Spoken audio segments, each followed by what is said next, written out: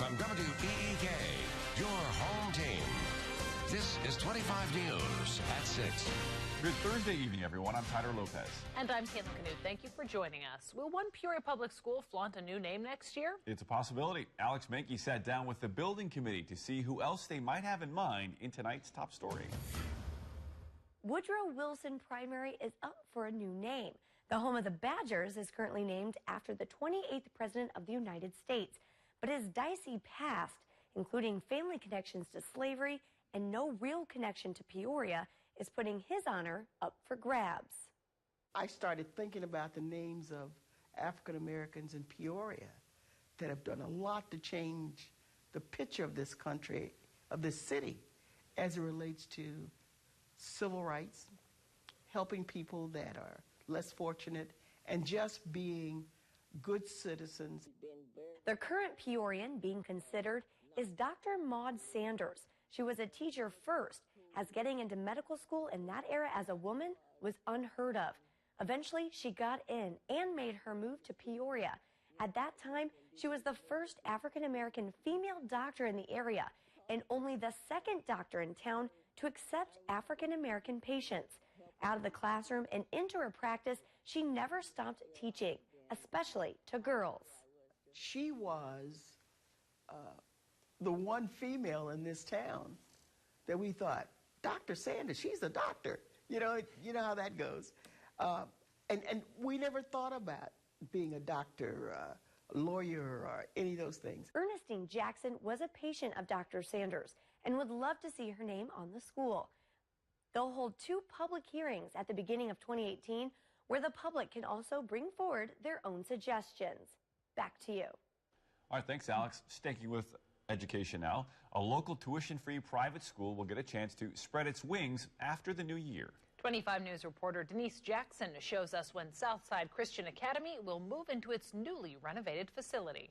The old Knights of Columbus building in South Peoria is getting a facelift.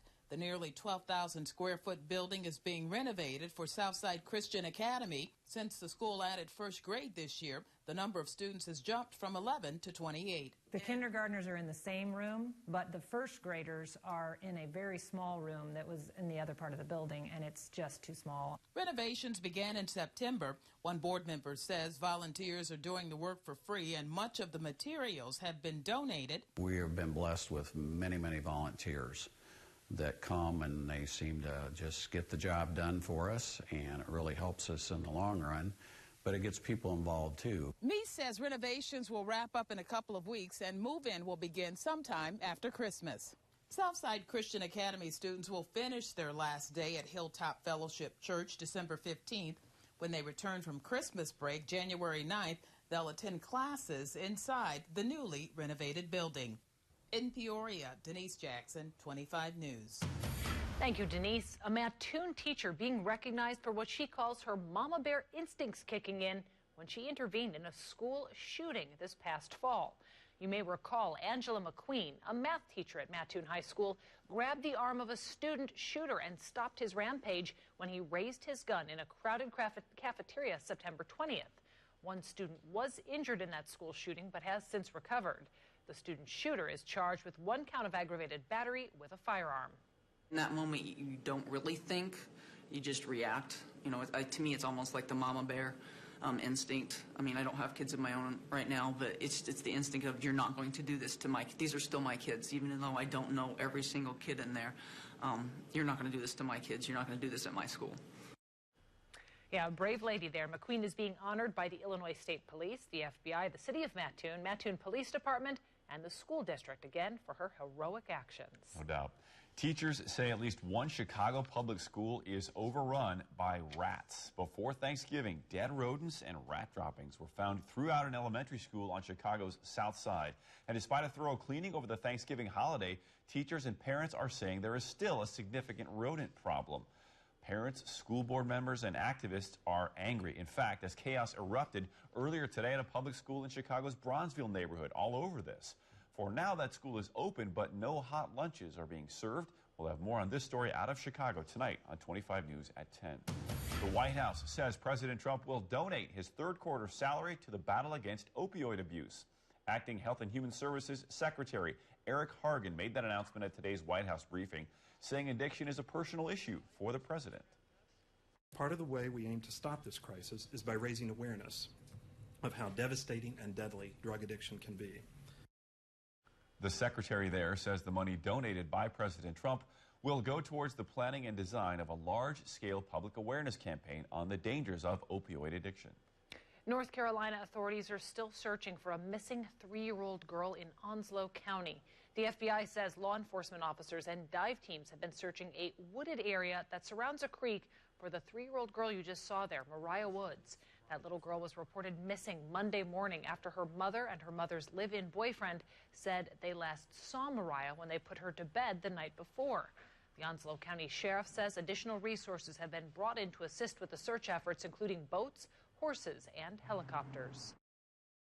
As a father, as a grandfather, I'm looking at a little 3-year-old girl, and I'm emotional about this. We want to find Mariah and bring her back. Experts at the FBI lab in Quantico are testing items of interest that could help lead us to Mariah.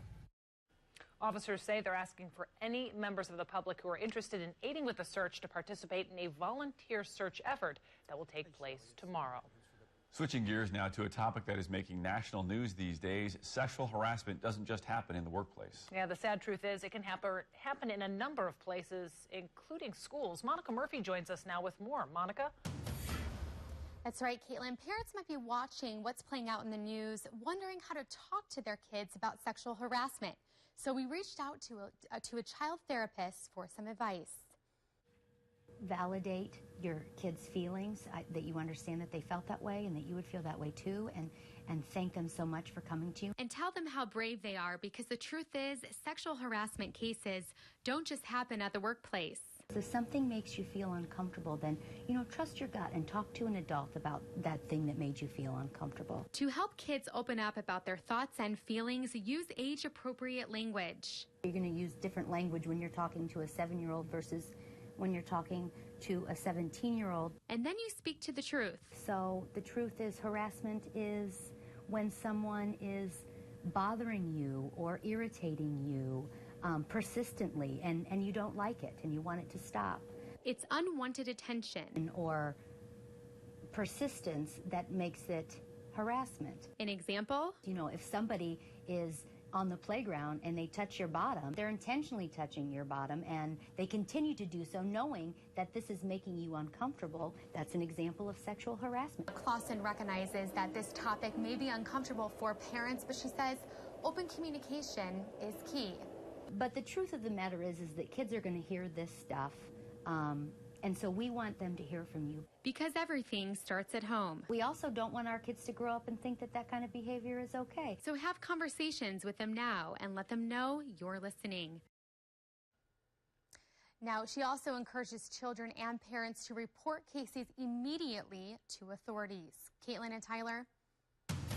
All right, thank you, Monica. Good information there. The latest now in the search for a new superintendent in Dunlap. The school board has announced a meeting will be held this Saturday.